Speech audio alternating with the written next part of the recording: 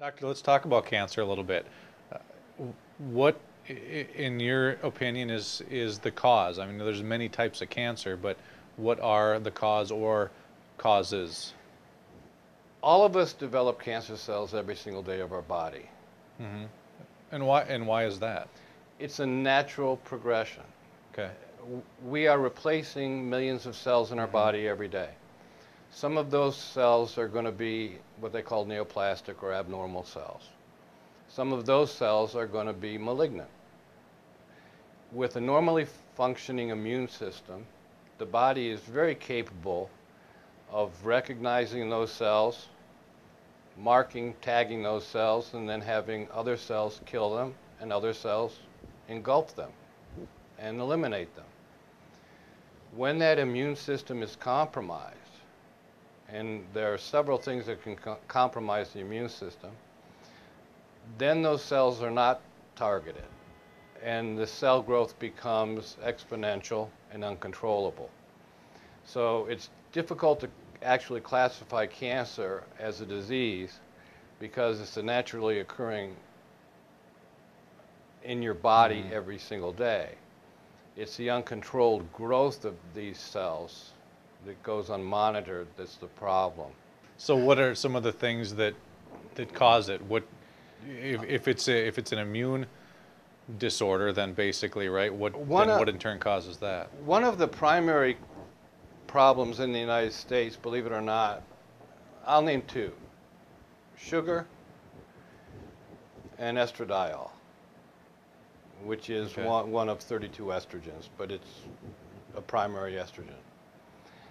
Let me go to sugar first. All cancer cells are the same, regardless of the type of cancer. Doesn't matter whether you have bladder cancer, prostate cancer, breast cancer, or Hmm. glioblastoma multiforme, form of brain cancer. All cancer cells eat sugar and excrete lactic acid. When they excrete lactic acid, the body becomes more acetic. As it becomes more acetic, the liver moves more quickly to convert that lactic acid into glucagon, back into sugar. So you have a round robin. Hmm. And the more advanced that the cancer becomes, the more your liver becomes working full time for the cancer itself. Uh, so sugar is a direct food for all cancer cells. We here in the United States, all of us have a sweet tooth. It's genetic. You know, every Native American, every Eskimo, every white man, European descent, all of us have this sweet tooth. And the reason for that is our bodies developed as hunter-gatherers. And anything that was sweet was high caloric, and we needed those calories to Hmm. survive.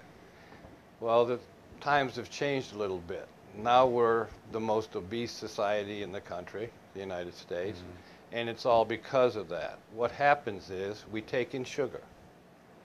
Our body then secretes insulin to reduce the sugar. Uh, we can go from cancer to heart attacks and a heartbeat just from that. We hear all of these drugs that are to lower cholesterol. Cholesterol does not cause arterial sclerosis. Never has, never will. Cholesterol actually circulates in your lymphatic system, which is part of your immune system. Cholesterol is the first step in making all of your hormones for your Hmm. endocrine system. Cholesterol to DHEA, from DHEA, or androstenedione, to testosterone, to your estrogens. Uh, as this becomes unbalanced, we take in more sugar, we secrete more insulin. This insulin is what causes the problem. It causes lesions or cuts, tearing, in Hmm. the endothelium of the arterial wall. It's in these lesions that cholesterol will collect. Because it's a repair mechanism. It's a repair mechanism. So if we weren't taking in huge amounts of sugar, you'd never see Hmm. these heart attacks. Uh, I have a very close friend that's an internist. He's in his 80s now, but he served a long period of time dealing with elderly in their 80s that were in a home, nursing homes.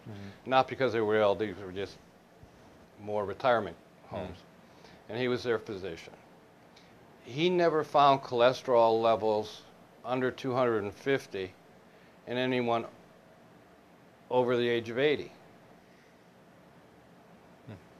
It wasn't the cholesterol that was ever causing the problem. It was the sugar intake.